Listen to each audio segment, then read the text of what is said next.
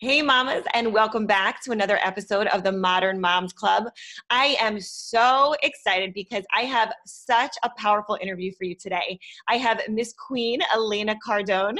She's the host of Women in Power, the co-host of the G&E Show, keynote speaker at 10X GrowthCon, and the Women Empowerment Expo. She's also the author of Build an Empire, How to Have It All, and she's going to teach us exactly that today. So Elena, thank you so much for being here with me and all the moms today. Oh, Sandi, thanks for having me. And I love that you're doing this. It's really great. It's so amazing. You know, we bring so many moms together, and this came from a place where, you know, I'm a new mom and I had so many questions and I felt like there were so many resources out there, and I wanted to bring it all in one spot for the moms to collect the data and information and not feel alone in this journey. So I want to dive in because I have lots of questions of my own, lots of questions that I got in from so many women. So without further ado, your whole platform is based off of building an empire. So I want to ask you, why is this important for someone who doesn't think they have an empire right now? Maybe this is a new mom, maybe this is a single mom. So why is it so important for that mom, that woman, to build an empire?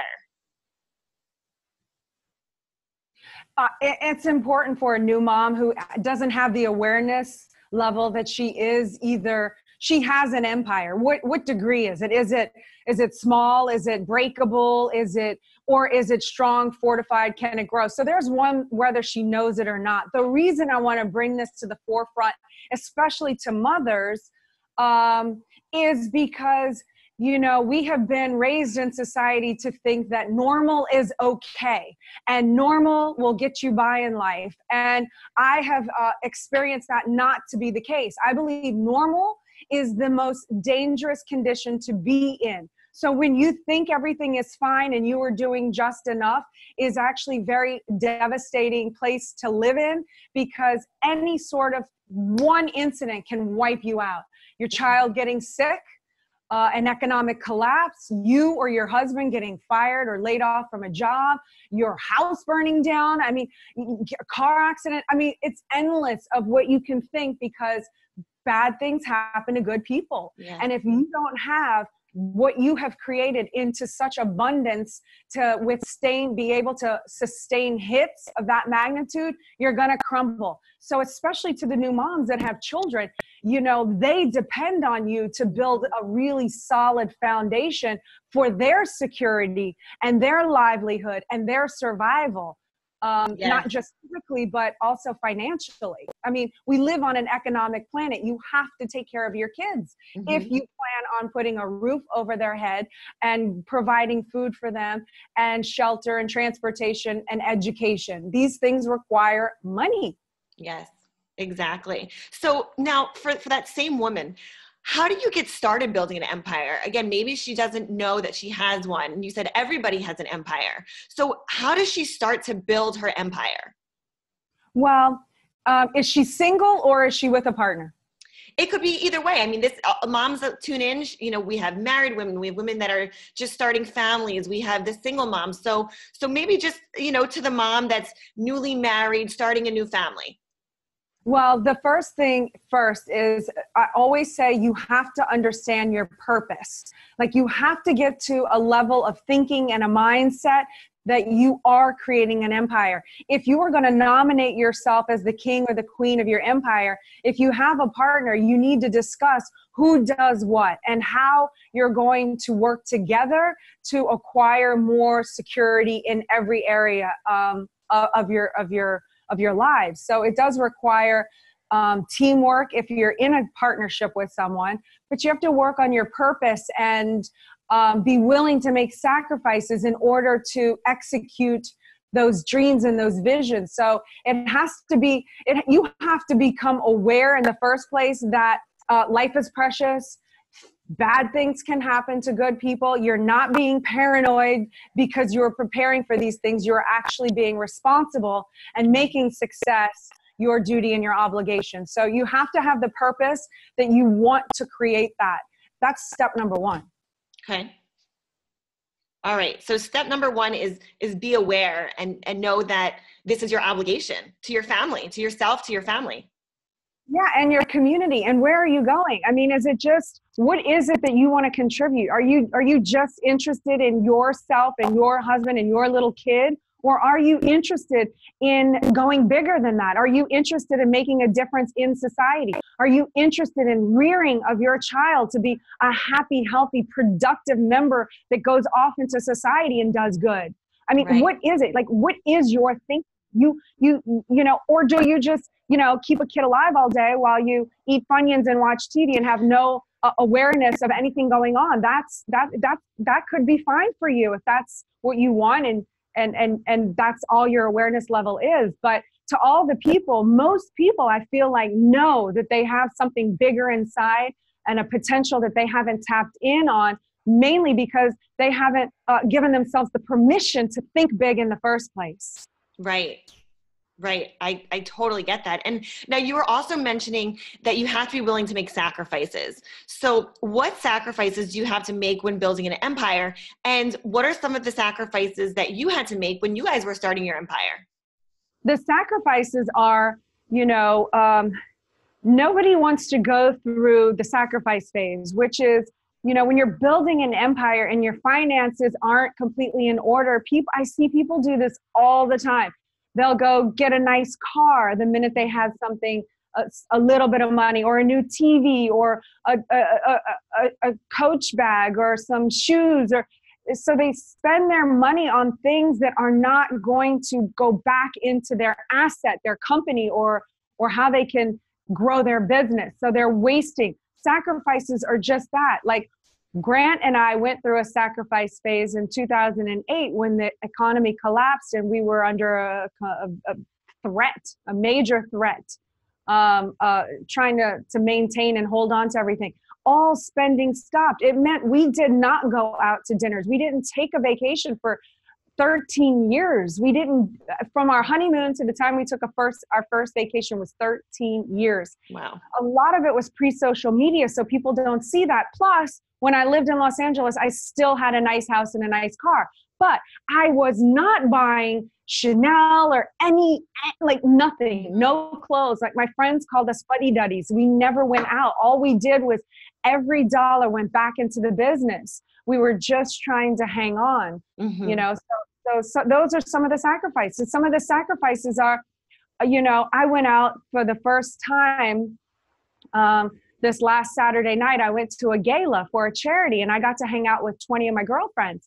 And I thought to myself, when is the last time I hung out with girlfriends? And I thought about it. It was 4 months ago on my birthday. And when I tell you I have not had a lunch with a girlfriend in 4 months, I am not exaggerating.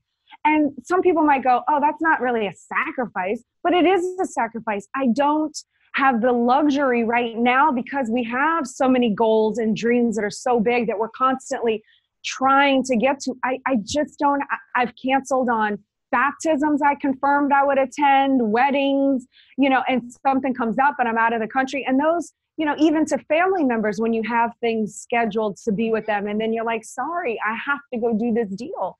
Right. Those are all sacrifices that you have to decide, what are you willing to give up in order to have that thing that you want. And a lot of it is breaking through your mindset of what you are supposed to do as a normal person. And when you can get over having to do normal things that normal people expect, you're going to be a lot happier and better at the empire building game. I know so many women, you asked the question about the mom who's just with the kid, how does she build an empire?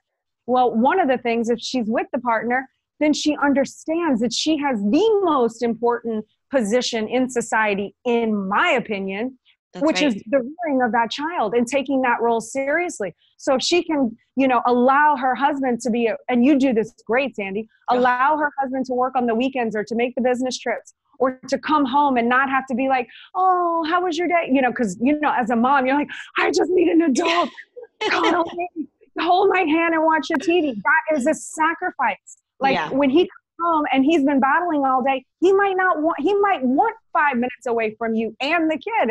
Is unreal as that might be. It's a reality. So all of those are little sacrifices that if you understand you're building an empire, you won't place those demands on your partner, and you will do your job or whatever the roles you guys have worked out to 100%, and kind of give the other person a little bit of a pass on having to the please me time. Yes. No, that makes so much sense because, we all are kind of in our own world, and it's hard to step back and take the other person's perspective or step in their shoes. But when you have the mindset of you are in control, you are the one that is building this empire that is, especially when you're in charge of the family and everything that goes along with that, it's so important to take that role and the responsibility that comes with that role. And it's so exhausting as a new mom, especially. And you have so many things going on with your body, and you don't feel as sexy or as attractive as you once did at one point. And you're exhausted, and you've been cleaning and taking care of children all day, and you want somebody to just, you want you time. And it is difficult because he wants him time, Right. It can be a little conflicting at times, but those are sacrifices, Yes. Yes. So now what about if we have one parent that's like, I want to build an empire. This is my mindset. And you have the other partner that is not on that page. How do we connect, mom, dad, partner one, partner two on the same page and bridge that gap? Well, you have to have the cold, hard talk, and sometimes it might take several talks, and you have to sell your position and why it's important and why it's vital and what y'all are going for. And if you are married to the right person, that, I'm assuming that most people do marry the right person. Y'all are going to find a happy medium and how to figure out and how to make each other grow as individuals. So sometimes that might just take somebody, maybe it's a podcast you put in front of, make them listen to in the car with you, or a book, or, this is why we need this, who doesn't, a common ground as a child. I mean, who doesn't want their child provided for? I mean, so that's an easy shoe in for the moms, but it's really selling, what is it that they want and how can you help them get there without making them wrong for not having already done that in the first place. Right. And that's so important, is like not making the other person wrong, because when you get into those, well, I want this, I want that. I love what you said about finding the middle ground, because at some point you got to bring that together and then make your point, then bring up, okay, this is how we get on the same page together. Yeah. And if you're like, look, I'm not going to do any shoe shopping, any purse shopping for a year. We're going to put all of our money here. We're going to invest it in, real estate property or whatever people are into. I only know what I can only speak about what I know. And then we're going to, do this, and this is the plan. And,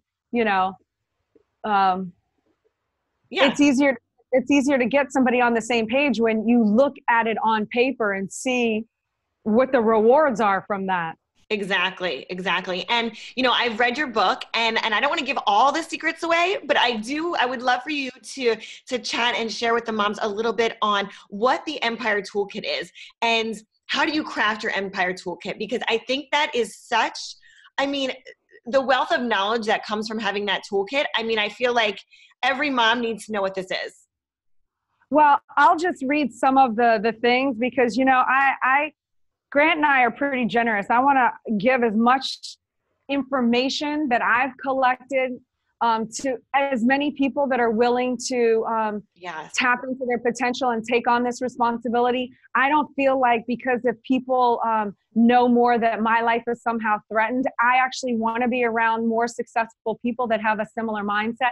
So I'm going to, and when I did this toolbox, I wanted it to be very clear that you don't need money for this. It's just like, for instance, awareness. Like if you're building an empire, and I'll maybe just do 2 sentences on each thing. Sure. Awareness, who you're dealing with, who are you doing business with? What are the telltale signs? Are you so busy chasing that carrot that you're blinded by all the red flags? Because most people judge success by all the accomplishments you have done.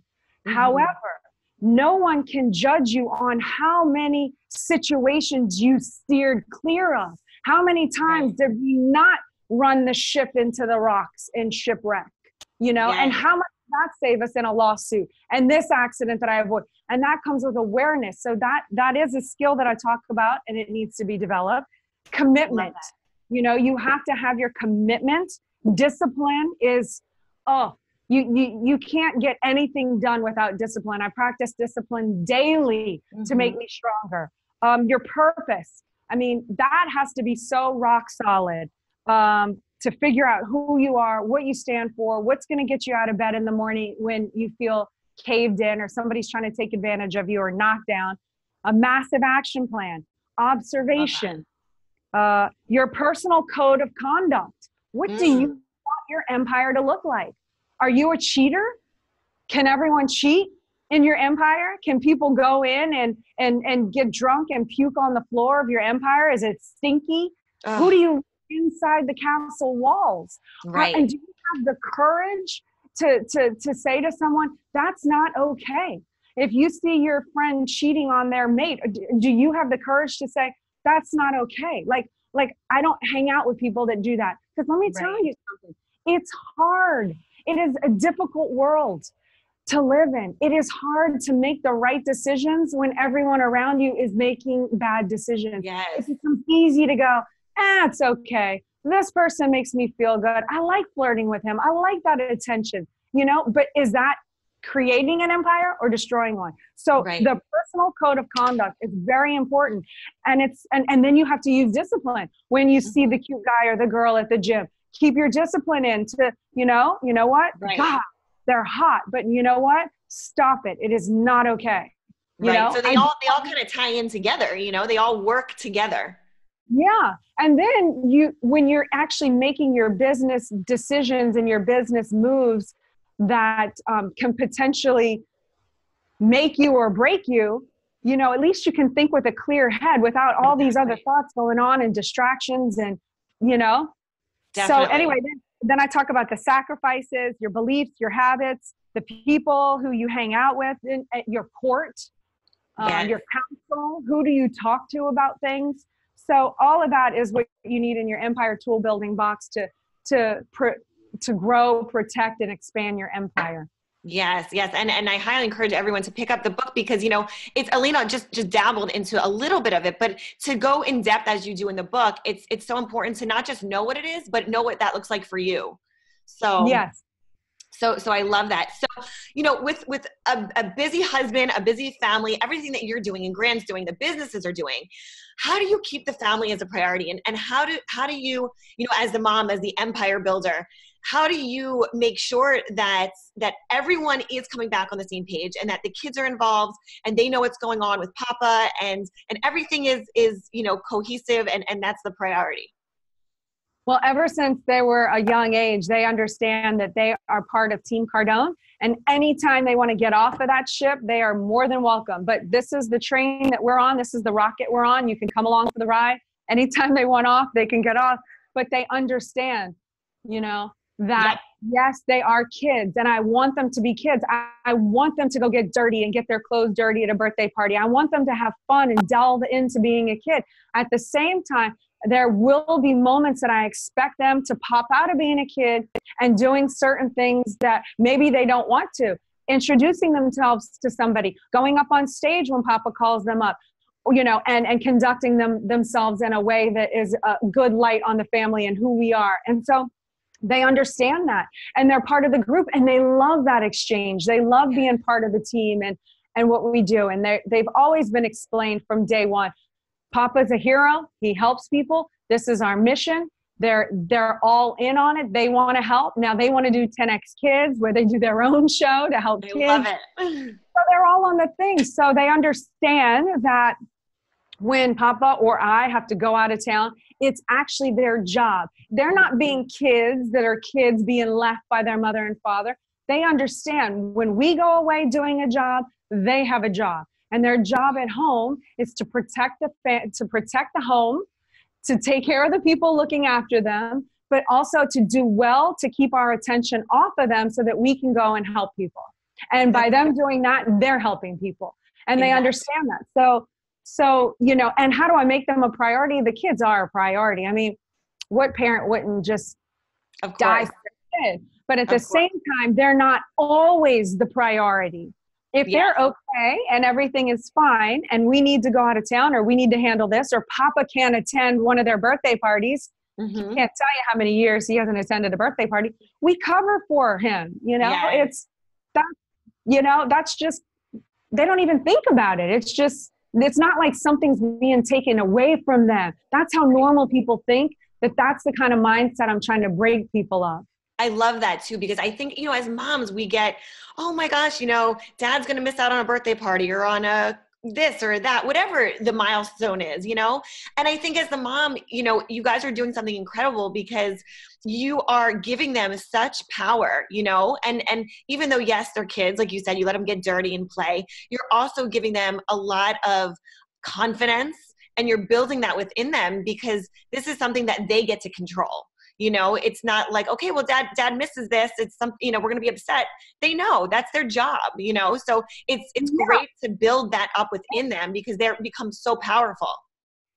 That's right. They get other opportunities that other kids don't get with their fathers. You know, they get to travel with us. They're being homeschooled. We're leaving for a month to go to Europe. So they get this, they understand. And I've told them, like, this is what we're getting, but Papa's not going to make your birthday parties. You know, he doesn't do those traditional things and they don't even register that that's not like not normal. Right. And that's normal to them. It's not weird. Yes. No, I love that. So, you know, a lot of moms wrote into me and they were asking, you know, as moms, we wear so many hats. We have a million things to get done in a day, right? So with you, you're running the business and the office and you have your empire that you're building and the kids. I would love if you could just give like one or two little hacks, like a couple little tips on how you get so much accomplished in a day or just in a week, whatever it is. Like, how is it they're able to do so much? Well, when I stopped being the hero and having to do everything myself because of that mom guilt thing, like you feel like you have to do the baths, the food, the dinner, you know, like every little thing you think you have to do because somebody can't do it better than you know? Right. Well, as I have grown, like when my kids were little, I didn't have anybody else doing anything. So I only slept. I mean, I remember when I got 2 hours straight at night of sleep, I thought that was a big deal. I was like, oh my God, you know, because it was every hour. I never had anybody come in and help at night or help during the day, but I also wasn't doing what I'm doing now. So as we have grown and as we have now been able to put more money into the business, which I consider myself part of the business because I keep the machine operating. Of course. So now, you know, I have a nanny. I have a driver that takes the kids to where they need to go every single day. And the homeschool teacher. I am not about to go put myself in those shoes to be the homeschool teacher. Like I'd rather slit my wrist, you know, but, you know, am I going to feel guilty about that? Or am I going to know, you know what, I will blow my brains out and my kids won't be happy. Or I can get someone who's just very calm and loving, who loves school, who's patient and can teach my kid. And then I can throw my kids on the sofa or cuddle up to them when they're done with the homeschool and watch a movie. I outsource everything is the long answer to that. Everything. Like, you know, but I'm not normal. I've reached a level now where I'm not normal. Like I don't even have time to shop in a mall. I have people that work at malls that send 60, 70 items to my house on big rolling racks. And I pick and I keep and return everything I don't want the next day, you know, like, and I know that's time. You're buying time. So that's buying time on everything. And I wasn't like that in the beginning. I had to work up to where now every little second is occupied and I prioritize. Is it more important for me to shop for the kids and for me in Europe when we don't have jackets and boots and all this stuff that we're going to need there? I could spend days trying to do all that. Right. You know, or can I figure it out and be done with it in an hour? Exactly. And, you know, I always tell moms too, with today, with, you know, Instacart and the options that you have with Prime, you know, on Amazon, like there's so many other options that are just little things like getting groceries or having someone come walk your dog, little things like that you can utilize and go spend more time with your kids or go spend more time building up your business, whatever it is. And exactly what you're saying, find more time is really what it is. Find more time to do the things that you want to put back into. Exactly. So I outsourced everything. I love that.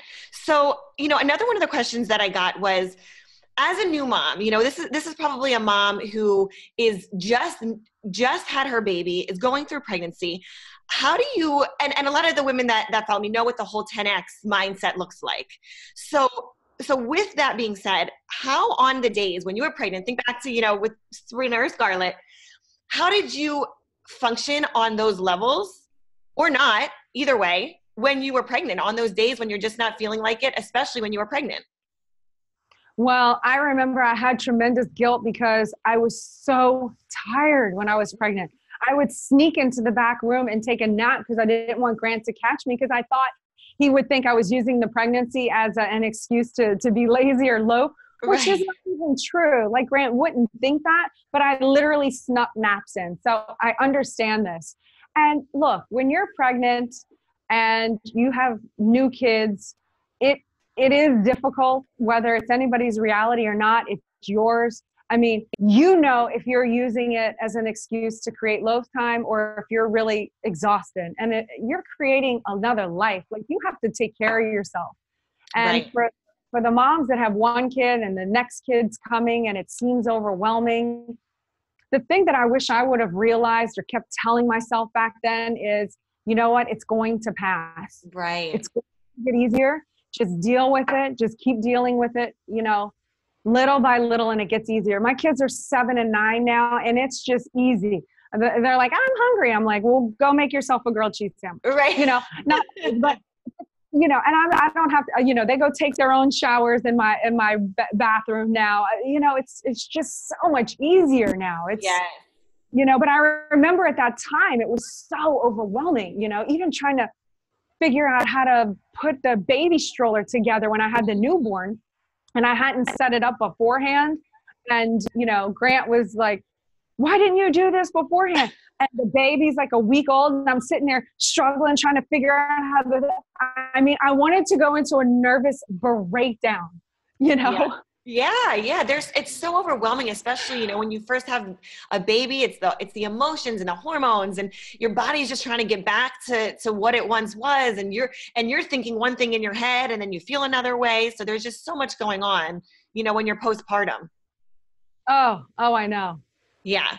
So now you have 2 daughters, and for the moms that are thinking about having a second, going from 1 to 2, what advice can you give to those moms that will make their life a little bit easier, or maybe that the mom that's worried about going from 1 to 2 kids? 1 to 2 is no different than 1 to 1, except what you're doing. The birth is easier. It's not that it is painless, but it's easier because you know what you're going through. You know how to do bottles, you know how to change diapers.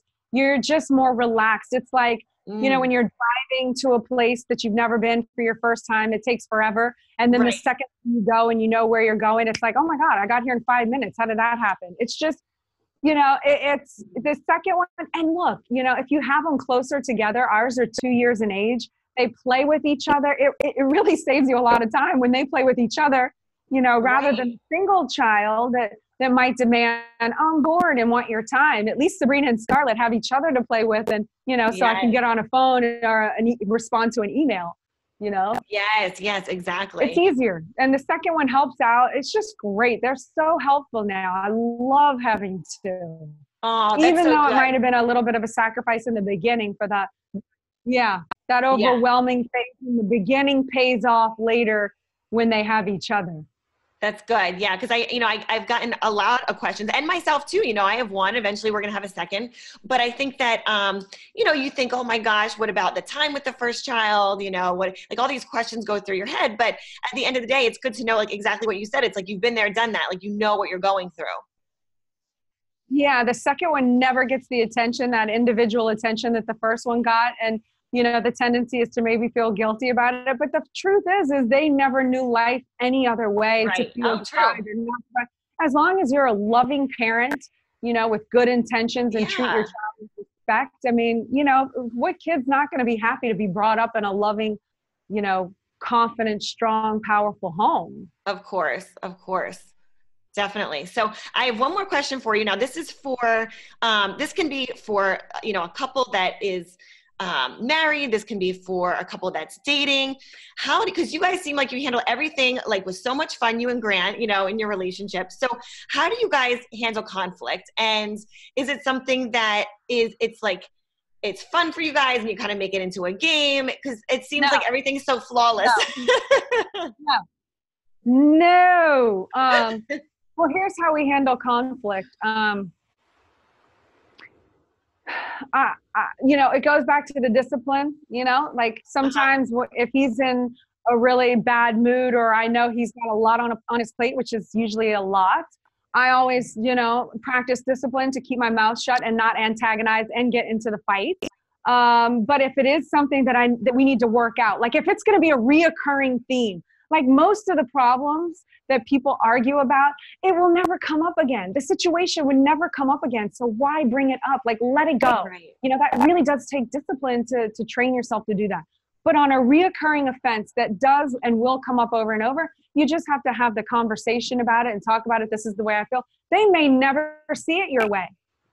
And you have to be willing to look, how can I create the solution for myself to deal with when that happens? Because sometimes you lose your mind trying to change them to do what you want, rather than figuring out, okay, when he does this, what is a way I can behave or act or do that's not an FU and destroying, but in a creative way that makes you survive that situation.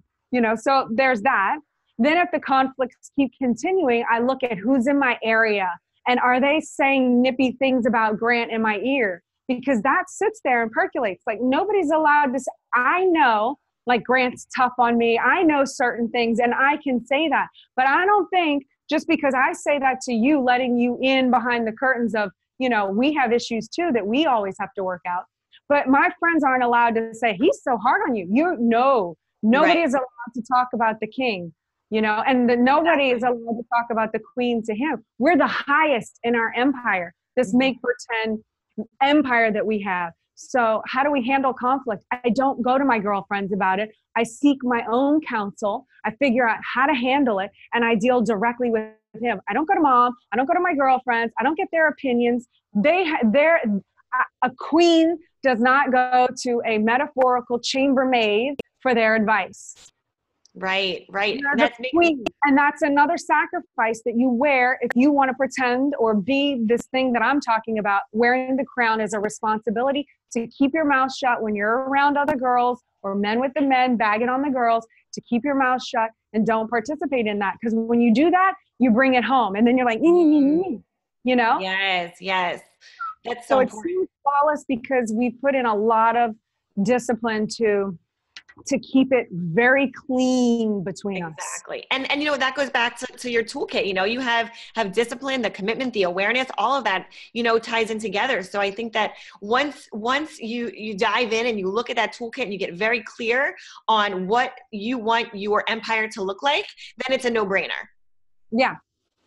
I love it. Elena, I need every woman to have this book because I think exactly what you're saying, building an empire, we all have one. We all need to make sure that we have a handle on not just ourselves, but the family, the kids, everyone working as a unit, like you guys do so flawlessly. And I would love for you again to just share with the moms where they can connect with you and also where they can find your book. Well, on all the social mediums, I'm Elena Cardone, ELENA.